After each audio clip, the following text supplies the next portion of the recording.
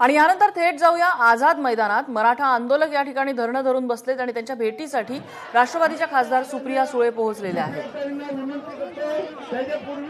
आपल्या ताई ज्यांनी सुप्रिया आपल्यासाठी फार मोठं काम केले आहे। अर्चनाजी शहा काल सुद्धा पत्रकार परिषदेमध्ये त्या होत्या आणि त्यांनी आपला प्रश्न समजून घेतला आहे। ज्या ठिकाणी खासदार सुप्रियाताई सुळे निश्चितपणे अर्चनाताईसाठी एकदा हे तर खूपच झालं। मग ताई स्वतःहून आले परत एकदा गळ्यावर। त्यामुळे मी दोन शब्द बोलण्यासाठी आपल्या अर्चना मॅडमला विनंती करतो। सगळ्या महिलांनी आधी खाली बसून घ्या प्लीज। सगळ्या महिलांनी खाली बसून घ्या।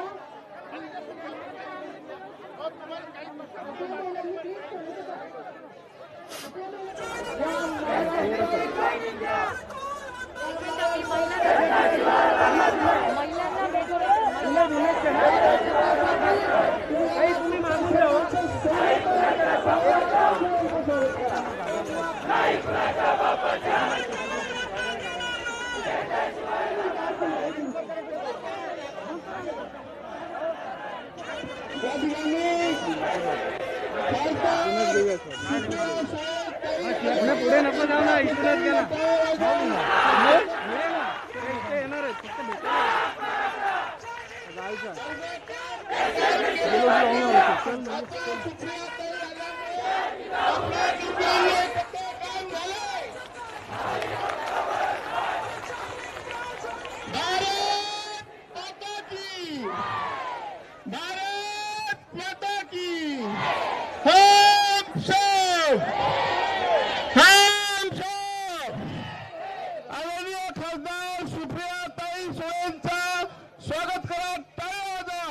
तर आझाद मैदानावरती उमेद अभियानकडून आंदोलन करण्यात येते आणि खासदार सुप्रिया सुळे उमेद अभियानामधल्या आंदोलकांच्या भेटीला आलेल्या आहेत। उमेद अभियानामधील कर्मचारी महिलांचं आझाद मैदानावरती आंदोलन सुरू आहे आणि सुप्रिया सुळे त्यांची भेट घेण्यासाठी, त्यांचं म्हणणं काय आहे, त्यांच्या मागण्या काय आहेत ते जाणून घेण्यासाठी आझाद मैदानात पोहोचलेले आहेत। उमेद अभियानामधल्या आंदोलक सध्या आक्रमक झालेले आहेत। आझाद मैदानावरती त्यांनी ठिय्या मांडलेला आहे। या महाराष्ट्रामध्ये महिलांचं सबलीकरण आपण निलेश बुधावले आपल्याला या संदर्भात अधिक माहिती देतात। निलेश, या आंदोलकांच्या भेटीला आता सुप्रिया सुळे येऊन पोहोचलेल्या आहेत, काय अधिक तपशील या संदर्भात? नम्रता, मागील काही दिवसांपासून या उमेद अभियानातील ज्या महिला आणि कर्मचारी आहेत यांचा कुठेतरी ज्या वेगवेगळ्या मागण्या आहेत या मागण्या कुठेतरी मान्य होत नव्हत्या। यासाठीच त्यांनी वेळोवेळी आंदोलनं देखील केली होती। अधिवेशनाचा आज दुसरा दिवस आहे, महत्वाचा दिवस आहे। या निमित्तानं तरी सरकार आमच्याकडे लक्ष देईल यासाठी आता राज्यभरातील या उमेद अभियानातील महिला कर्मचारी एकत्र ठिकाणी आझाद मैदान इथं आलेले आहेत आणि या सर्व आंदोलनांशी चर्चा करण्यासाठी आता खासदार सुप्रिया सुळे आलेले आहेत आणि त्या सर्व आंदोलकांसोबत चर्चा करतील आणि कदाचित दुपारपर्यंत या संपूर्ण आंदोलकांसोबतच्या एका शिष्टमंडळाची आणि संबंधित मंत्र्यांची बैठक देखील होण्याची शक्यता नाकारता येत नाही। नम्रता, नेमक्या मागण्या काय आहेत या आंदोलनकर्त्यांच्या निलेश?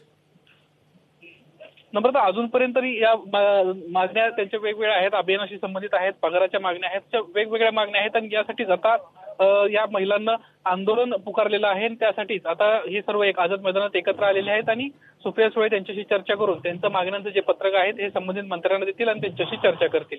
नम्रता, निलेश, धन्यवाद या माहितीबद्दल। तर सुप्रिया सुळे आझाद मैदानात पोहोचलेल्या आहेत। उमेद अभियानचे कर्मचारी या ठिकाणी आंदोलनाला बसलेत आणि त्यांच्या मागण्या सुप्रिया सुळे सध्या समजून घेत आहेत। नेमकं कशासाठी हे आंदोलन केलं जात आहे, काय मागण्या आहेत आणि त्यावरती सरकार काय करू शकतं या संदर्भात इथे आता कदाचित चर्चा होण्याची शक्यता आहे। आपण याआधी सुद्धा ताईंची भेट घेतलेली होती,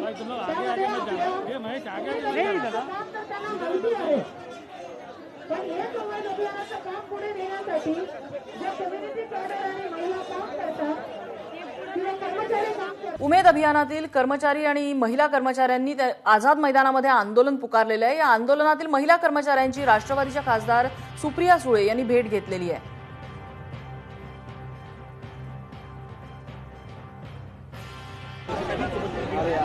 घडवून देत आहे नाही, मला असं वाटतं उमेदच्या महिलांच्या मागण्यांसाठी त्या आज आंदोलनाला बसल्या आहेत, म्हणून त्यांची एक भगिनी म्हणून आज मी इथे आलेले आहे.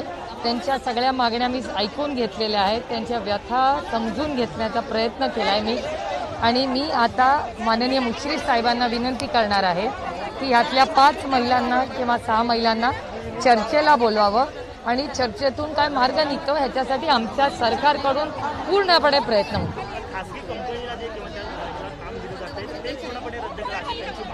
मला असं वाटतं त्यांच्या सगळ्या मागण्यांच्या वर सविस्तर अधिकाऱ्यांच्याबरोबर चर्चा झाली पाहिजे. कुठलाही प्रश्न सोडवणं फार अवघड नसतं, चर्चेतून मार्ग निघतात. अनेक वेळा अशी आंदोलनं होतात.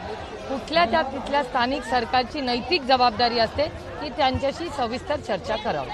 महाराष्ट्रासाठी आज चांगला दिवस आहे. दिशा कायदा जो महिलांसाठी आवश्यक आहे त्याची सगळी प्रोसेस जी आहे ती विधानसभेत सुरू आहे.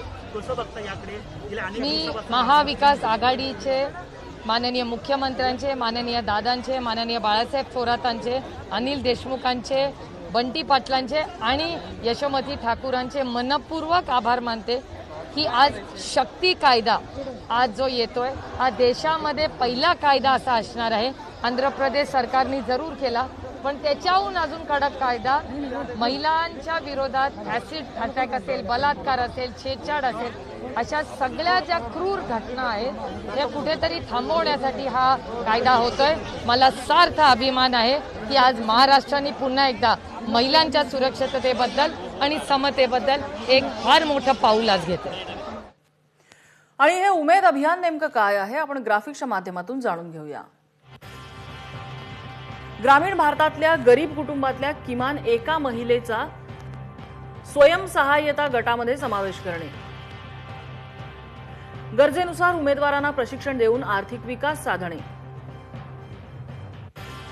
गरीब कुटुंबाचं वार्षिक उत्पन्न किमान 1 लाख रुपयांपर्यंत पोहोचवण्यासाठी मार्गदर्शन करणे, ग्रामीण भागातील गरिबांना एकवटून सक्षम संस्था उभारणे,